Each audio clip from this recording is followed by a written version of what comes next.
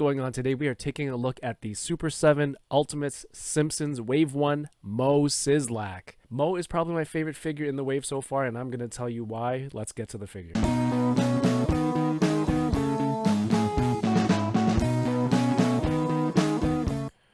Hello there, my name is Kevin, aka Toying Around. Mo, the bartender, is not only a classic Simpsons character, but he's been there since the series premiere, from being prank called by Bart to having adventures with Homer and the family. He's been there since the premiere, Season 1, Episode 1, December 17th, 1989, Simpsons roasting on an open fire. So here's Mo in the box through the magic of editing. He comes with a lot of stuff. The first accessory we're going to look at, not the panda, we're going to psych you out.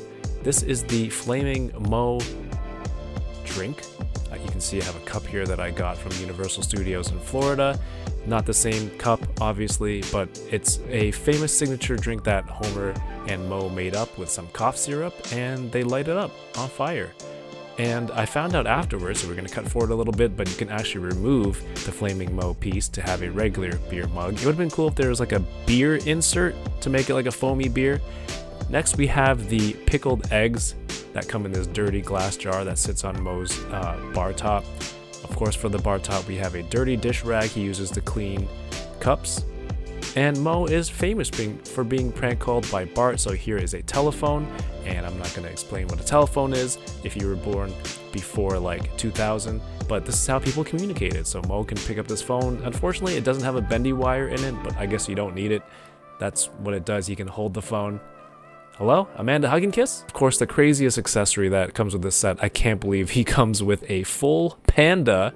In one episode, Mo is seen with pandas in the back room of his bar. This is a 5 points of articulation panda. The arms and legs move. The head actually tilts around. And when he gets a mysterious call from Lisa, Mo runs into the back and frees the panda. He's like, get him out of here! Andale, andale! So I can't believe that of all the Mo gags, this was chosen to be an accessory. He comes with his panda cage, this wooden box. It's got some Chinese writing on it. And honestly, this is one of the reasons why this is my favorite figure in the wave. Look at the accessories. A giant crate with a little panda. He has like a little pet for this accessory. Like, this whole idea is just crazy to me. And Super 7 nailed it. With the accessories, this panda looks awesome. Mo comes with 4 pairs of hands. He's got these open hands. He's got pointing hands for people in the bar. He's got a pair of fists. I guess he's shaking his fists at Bart on the phone. And the gripping hands that come on the figure for a total of 4 pairs of hands. Here's Mo's sculpt. This is his regular resting face. It looks great from a 2D character to this Kid Gorgeous over here. The neck doesn't really have much range, so when he looks around, he has to kind of tilt up a little bit, and it kind of makes it awkward. I think based on the character design, these figures are difficult to look down, and of course with a stylized look, the arms don't turn up straight. It took me a few tries to find out. You see it kind of goes out a little bit first, and then when you get it to the top, you gotta kind of fold it back in. And at first I thought some paint was stuck, and you can kind of see some of the paint is coming off. There's a little bit of scuff mark there as I'm trying to work it in, because maybe I pressed too hard. But you see, when it gets to the top, it goes straight, but it has to come out a little bit first. There's a little bit of a scuff in the armpit. Luckily, it's a uncommon area. You don't see it often. It has the single jointed elbows as you come to expect from Super 7. There isn't a swivel at the sleeve where it breaks between the sleeve and the arm. Again, I know they like to hide their cuts and articulation, but I don't think Mo needs that to turn his arm there anyway. So it's fine that it's not there, just to let you know if you're looking for it.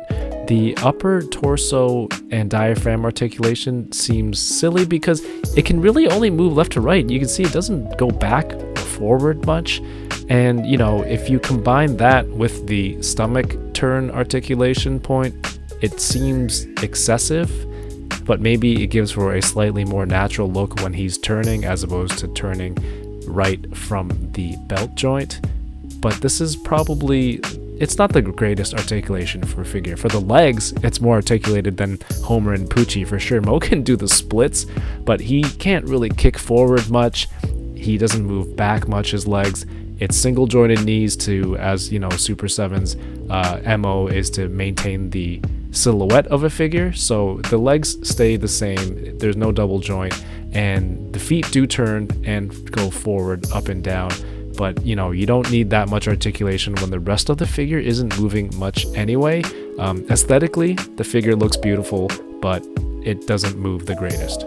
For the alternate head sculpts, Mo comes with this kind of huge smile. He smiles very awkwardly. I remember in the show, they do this kind of wide angle lens close up and it just looks crazy awkward. But the beautiful part is that the translation from a 2D animation to having this head sculpt is just perfect.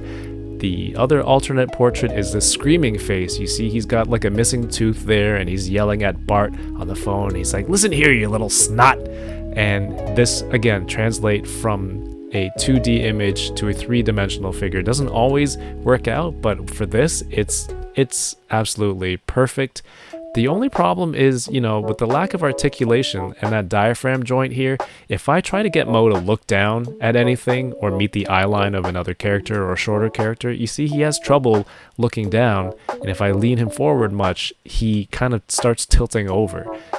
Accessories that I'd love to see with this figure, these are just my personal favorites. Maybe the boxing gloves with the barbed wire when he was training Homer. Those are called the Stinger. There's also the outfit from Uncle Mo's restaurant.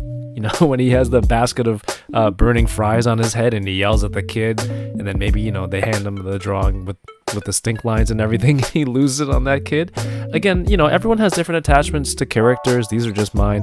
Or who knows, maybe Super 7 will do a Uncle Mo's feed bag version of the character later on with those accessories. That would be exciting to see. But speaking of accessories, one of the items solicited is Mo's bar apron. However, it's not packed out with the figure. And then some people on Reddit and I think the Foosh forums reached out to Super 7 regarding this, and there is a response from Rudy from customer service where he says, "Hello, we apologize for the missing apron that should have came with our Mo Ultimates figure. This seems to have affected a large number of units. We are expecting to receive replacement units at the end of February. We will be shipping these to all customers free of charge. If you did not purchase directly from us, please send us proof of purchase and your shipping address, and we will add you to our shipment list. If you have any questions, please let us know. Thank you for your patience and support, Rudy from Super 7. Honestly, at first I had so much fun opening this figure that I didn't really notice until people pointed it out to me. They're like, "Where's Mo's apron? Did you get Mo's apron in your set?" And then I looked at it and I don't have it in my set, and honestly, it sucks that this happened. Like, I've seen comments online, people trying to say it's a bait and switch, and Super 7's trying to be deceptive, which is crazy to me.